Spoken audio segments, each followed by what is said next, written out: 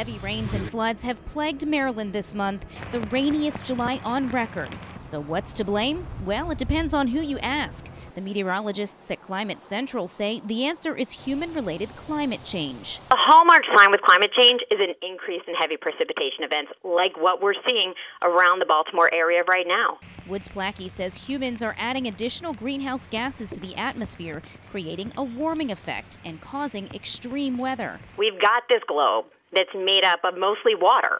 And when we heat the atmosphere around the globe, it's creating more evaporation. So there's more available water vapor in our atmosphere, and when it comes down, it's coming down in these heavier rainfall amounts, similar to what we're seeing around the area this summer. But other scientists disagree. A professor of atmospheric science at the University of Alabama says he's looked at data from the last 150 years, and there's no consistent upward trend in rainfall.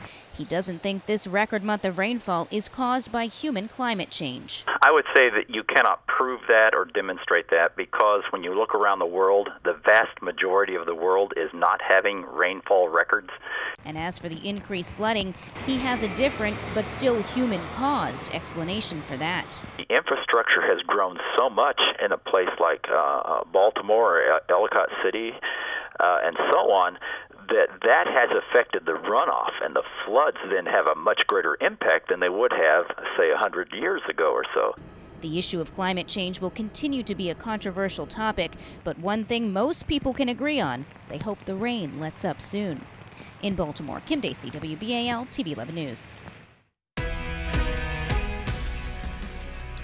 Good evening, everybody. I'm Stan Stovall. Here's a look at some of the other stories we're following right now. A man is critically injured in an officer-involved shooting in Aberdeen. Aberdeen police say officers responded to an apartment complex on Hamilton Place around 10:30 this morning to find a man holding what appeared to be a sharp object. Now, investigators have identified the man as 23-year-old Tyler Winkler. They say he charged at officers and was tased. That didn't stop him, and he kept advancing, so an officer opened fire. Turns out the suspect was holding a hair pick. Ahead at 6 o'clock, what police say he was doing before officers got on the scene. Meanwhile, a man shot near the East Point Mall Thursday afternoon has died. Investigators say 19-year-old Antoine Malloy and two of his friends were sitting on a wall near the Everest Pizza restaurant on Eastern Avenue when they noticed someone coming up from behind them with a gun. Police say Malloy was shot while trying to run away. He died at an area hospital. Investigators say Malloy was targeted. And in Baltimore County, a school in Pikesville had to be evacuated because of a severed gas line. The Talmudical Academy is in the 4400 block of Old Court Road. According to Baltimore County Emergency Management, a large high-pressure gas line was severed at the school during construction work. Crews stopped that leak about an hour later. Ashley, back to you. All right, Stan, thank you. And tonight's Education Alert, it's not too early to talk free school breakfast. Maryland says it'll continue serving the first meal of the day when students head back to the classroom this fall. In fact, it's adding more than 24 schools to the list. 11 News education reporter Tim Tootin is live in the newsroom with the story. Tim? Well, Ashley, Maryland got word that it's getting $7.5 million to pay for its popular school breakfast program.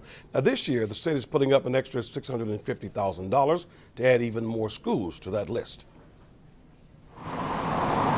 More than 250,000 students attending close to 500 Maryland schools can expect free breakfast. For some, breakfast served up in their classrooms. It's very important. The State Department of Education is eager to get the word out that more schools are being added to the list. We have had tremendous success with the program. Teachers love it, students love it, parents love it. There is no downside to the program. It's called the Maryland Meals for Achievement Program, or MMFA. This year, it'll pick up the tab for breakfast in 485 schools.